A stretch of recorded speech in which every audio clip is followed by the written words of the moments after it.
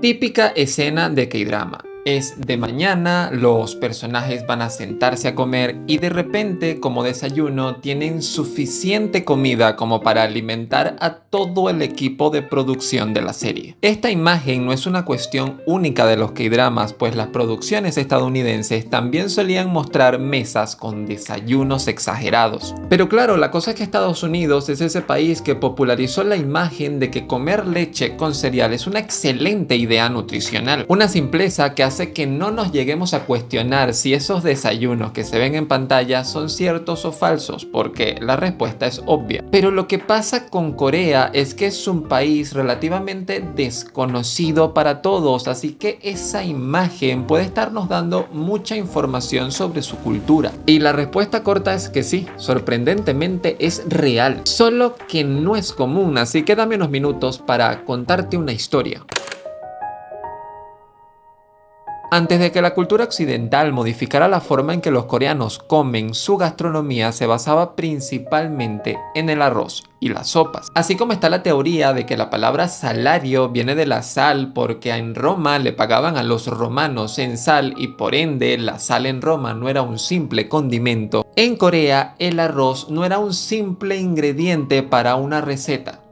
Era la receta. El arroz era el estándar económico del país. Sabiendo esto, el desayuno en Corea era un reflejo de tu capacidad económica. Pero claro, el arroz no te lo vas a comer solo, vas a buscar acompañarlo y es la cantidad de guarniciones que eres capaz de preparar para poder comerte ese arroz el que se convierte en un reflejo de tu capacidad económica. Ahora, sea un reflejo de tu riqueza o no, lo cierto es que poder preparar un desayuno tan complejo es una idea cuanto menos retadora, sobre todo si tomamos en cuenta que no queremos tardarnos mucho si no queremos que la comida se enfríe. Por esa razón es mucho más común que estas escenas de comidas grandes en dramas involucren a familias millonarias, porque claro, allí ellos no son los que cocinan. El problema viene cuando estamos hablando de familias que no tienen a todo un equipo de cocineros a su disposición, y es aquí donde el confucianismo tiene algo que contarnos. Para el confucianismo tradicional coreano, la esposa, es decir, la mujer, es la responsable de la alimentación de la familia. Y sí, hay un poquito de ideas supremacistas y machismo dentro de esta cuestión, pero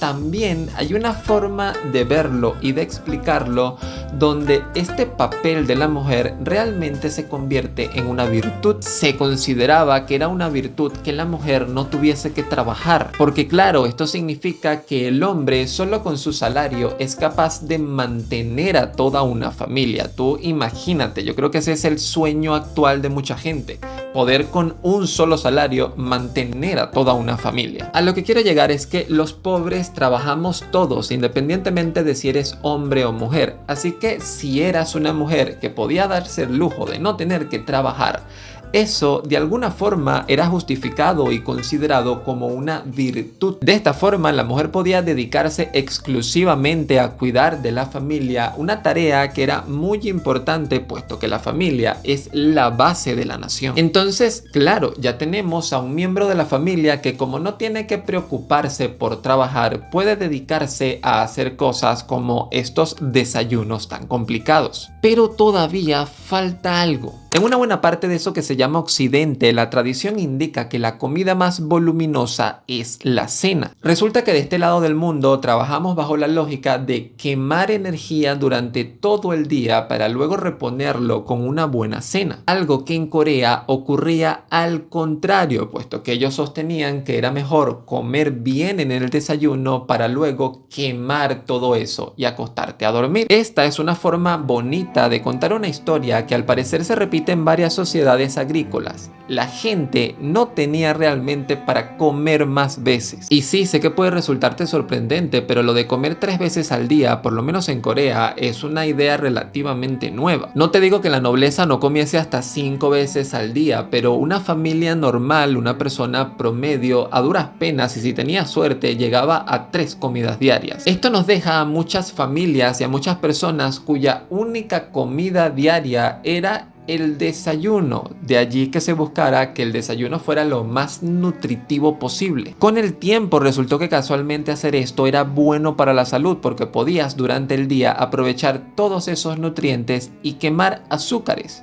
energía, cosa que no pasa de forma tan eficiente si comes la comida más pesada del día durante la noche y luego te acuestas a dormir. De allí que a pesar de que la situación económica general de Corea mejoró, la idea de que el desayuno es la comida más importante del día se mantuvo. Por supuesto, como te dije en un principio, hoy en día comer así es algo que no es común, principalmente porque el ritmo de vida que tiene un país desarrollado como lo es hoy en día Corea no permite que puedas comer un desayuno como este. La verdad es que este tipo de desayunos son prácticamente un lujo. Eso no quita que en los K-dramas se ve muy bien, estéticamente es bastante atractivo y por eso es una parte de su tradición que se decide conservar. Pues porque aunque el desayuno hoy en día ya no sea tan complejo y posiblemente tampoco sea tan nutritivo en algunos casos, hay algo que no se permite y es saltarse el desayuno. Principalmente porque esta sigue considerándose la comida más importante del día.